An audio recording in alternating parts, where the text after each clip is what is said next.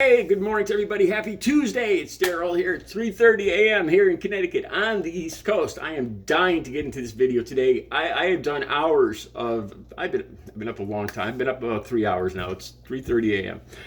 Doing a lot of fact checking, serious fact checking. I'll have the links, actual verified links from the FDA, from the CDC down below. Trump's claim that really stuck out Saturday night in Arizona. He stood up there in front of a sea of pasty white faces, well, except for those blacks for Trump that were perfectly seated in camera view, perfectly framed every time. I'll get it. That's one of my favorite pet peeves, but we'll talk about that later. All right. And he claimed that up in New York, that white people have to, I'm quoting him, this isn't my words. White people have to go to the back of the line to get the vaccine and treatment for COVID-19. If you're white, you got to go to the back of the line. And then the crowd boos. And then Trump says, nobody wants that. The blacks don't want that. The whites don't want that. And the blacks for Trump, yeah, they cheer. They don't want that either. Equal treatment for COVID. Let's take a look at this. All right. Okay, let's start with the vaccines. First of all, vaccines are plentiful. Nobody is being discriminated against. There's no age, color, or anything. It doesn't matter. That right there is just flat out bull. Yeah, I think he just tacked that on. What he's doing is seriously twisting and altering the reality here. Up in New York, they said that it was okay, due to looking at CDC and FDA regulations, to look at factors because monoclonal antibodies are they're in short supply. Why are they in short supply? Because the hospitals are so full. Why are the hospitals so full? Because these same people aren't getting the vaccines they could easily and willingly get in 10 minutes. But let's not get into that yet, okay? And so, because of all the people in the hospitals, there is a short supply of monoclonal antibodies. So, the FDA and the CDC, they have guidelines for who can be treated. First of all, you have to be over 65 to be treated. I'll have all the links down below. So, while Trump was standing up there, why didn't he say to all the people out there that are under 65, you're being discriminated against? These old people, nobody wants old people just to get the vaccine, the treatment first. Nobody wants this. The old people don't want it. Why didn't he say that? Why didn't he say that? Why didn't he say the other factors? Fat people, obese people, that's a factor. Sickle cell anemia, which black people tend to get. See, here's the thing. Non-white people are almost 2 to 3 times more likely to die from COVID-19 than, I think it's even more than that. It varies. We went through Delta, through Omicron, but at least 2-3 times more likely to die. Their risk factor is higher. Why is their risk factor higher? Because one of the reasons is they don't go to the doctor as often. You don't go to the doctors as often because you don't have health insurance. And this is one of the reasons why they want to teach about race and what's gone on in the last 200, 300, 400 years in the United States and why we're at where we're at in this situation.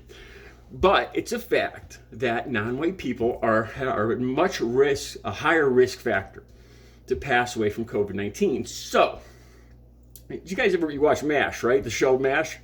Most of the people watching my channel around my age, you probably watch MASH. They have the triage set up outside so that they go through all the patients. And the ones close to death are the first ones that go into surgery. Triage, right? That's the same thing they're doing here. The people most likely to die, you have to be there's a checklist I'll have below. You have to be over 65. And in New York, they said that they can, as a fact, there's a checklist. And they can legally, ethically factor in that one of the checks can be if they're non-white. They are at a higher risk to pass away or have severe complications. Interesting thing here, too, is you can't be on oxygen. You have to have a mild case if a mild to mild to not severe case, in order to get the monoclonal antibody treatments, you can't be on oxygen. For some of the other treatment, the horseworm dewormer there, you can't even be in the hospital to get that. And there's reasons for this. Okay, so this makes sense. The people that are just like triage, the people that are most risk, because they have a short supply, if this guy is going to die tomorrow, if he doesn't get the treatment, more likely to die tomorrow. Whereas this guy, he's got it, they're the same amount of sick, but this guy will probably last a couple more weeks. Who do you give it to? Ethically, you give it to the person who needs it the most. If you give it to this guy is pretty sure to pass away. But wait a minute, Daryl, how come they didn't use race in MASH? Because race didn't play a factor in that. Caucasian, African American, when you're talking about bullet wounds, race doesn't play a factor in that.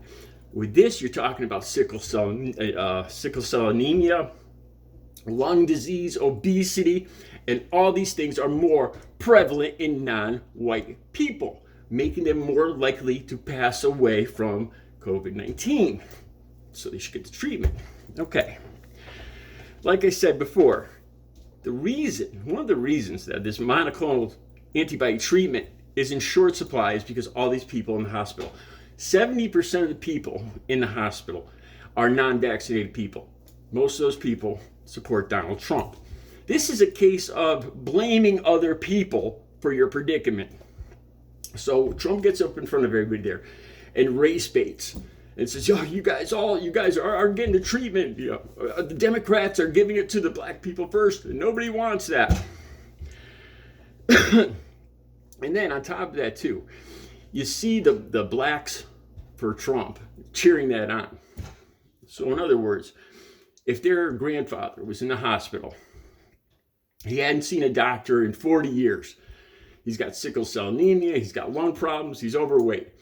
Or there's another person, a white person, the same age, not overweight, saw a doctor every year for the last 40 years, got a good job, college educated, is on medication for all his ailments. So in other words, the black person, he'd be okay with letting that white person get treated first. Or just flipping a coin. Just flip a coin in the air. Because, hey, even though his grandfather is much more likely to die tomorrow than this other guy, we got to be fair about this. No, it doesn't make sense. This is why, ethically and morally, this is why some people would be treated first, because they're in greater danger. A lot of the reason these people are in greater danger is because they didn't get the vaccine. I won't get into the whole thing with why African Americans were distrusting. That's a whole other story with the United States government infecting African Americans in, what was it, the 1930s, 1940s with STDs and all sorts of other stuff.